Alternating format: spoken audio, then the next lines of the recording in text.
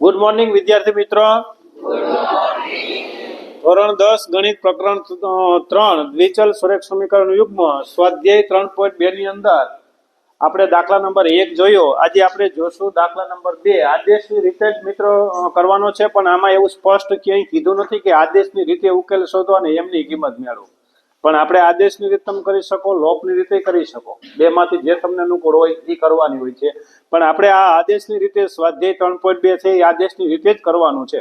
પણ લોપની રીતે કદાચ તમે કરો તો પણ જવાબ મળી જશે. તો ચાલો જોઈએ. તો 2x + 3y = 11 અને 2x - 4y = -24 નો ઉકેલ શોધો અને એવો એમ શોધો, એટલે કે એમની કિંમત પછી આપણે મેળવવાની છે.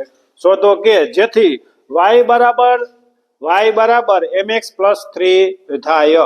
એટલે કે આ આપણે કીધું છે, પણ આપણે પેલા તો x અને y આપણે મેળવવું પડશે.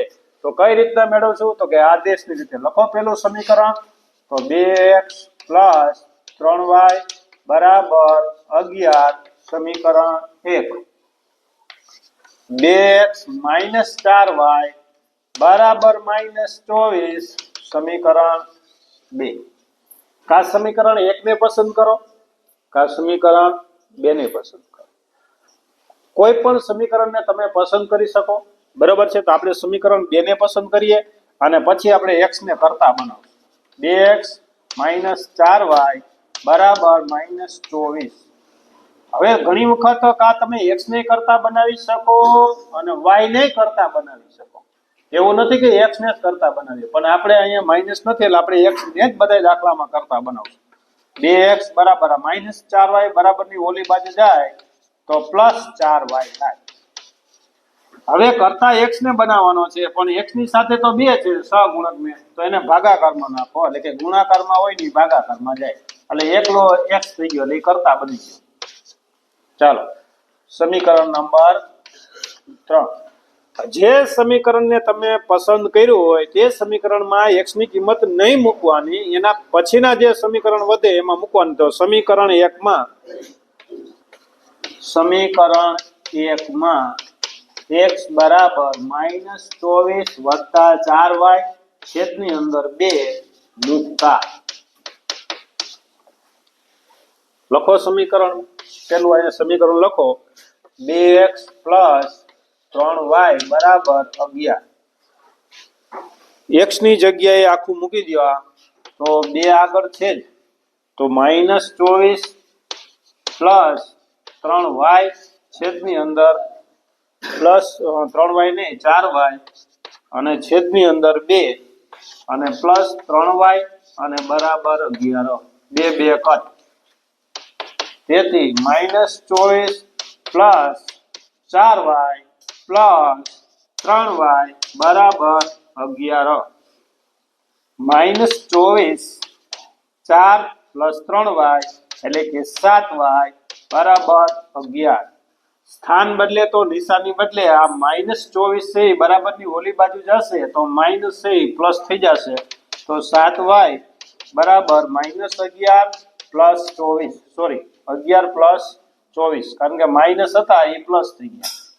તેથી 7y 24 + 11, 4 ને 5, 2 ને 1 3 એટલે કે 35. હવે ગુણાકારમાં છે મિત્રો, 7 ના y ને 7 ગુણાકારમાં છે આ, તો y બરાબર ગુણાકારમાં જે છે એને ભાગાકારમાં મોકલો. તેથી y તમને મળશે 7 × 5 = 35 એટલે કે 5. હવે જે y ની કિંમત મિત્રો તમને મળી, બરાબર છે, સમીકરણ 3 માં મૂકવાની. તો સમીકરણ 3 માં y બરાબર 5 મૂકતા એકદમ સરળ. સમીકરણ 3 માં y બરાબર 5 મૂકતા તો સમીકરણ 3 પહેલા લખી લ્યો. x બરાબર -24 + 4y અને છેદની અંદર 2.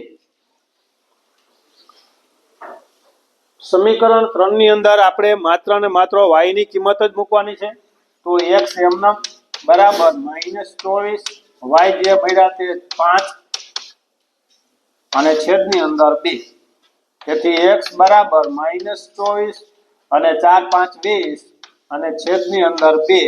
આ -24 છે, આ +20 છે, એટલે 24 માંથી 20 જાય તો -4 વધશે તેથી x બરાબર -4 છેદની અંદર 2 તેથી x બરાબર -2 2 2 4 પણ -2 તો સમીકરણ યુગ્મનો ઉકેલ x બરાબર -2 અને y બરાબર 5 સમીકરણ યુગ્મનો ઉકેલ આખું લખવું પડે નીચે સમીકરણ સારું લાગે સમીકરણ યુગ્મનો ઉકેલ આમ પણ લખી શકો પેલો x આમ હોય અને બીજો છે એ y આમ હોય મળશે બસ આટલું ટૂંકું લખો તો પણ ચાલશે સમીકરણ યુગ્મનો ઉકેલ -2 અને 5 એટલે કે x આમ એટલે કે x -2 અને y તમને 5 મળશે હવે એ મળ્યા પછી દાખલો આપણો પૂરો નથી થયો આની અંદર હજી આપણે કિંમત મૂકવાની છે તો ચાલો મૂકીએ તો y બરાબર mx + 3 mx + 3 y ની જગ્યાએ મિત્રો આપણે 5 મળ્યા છે તો અહીંયા 5 મૂકો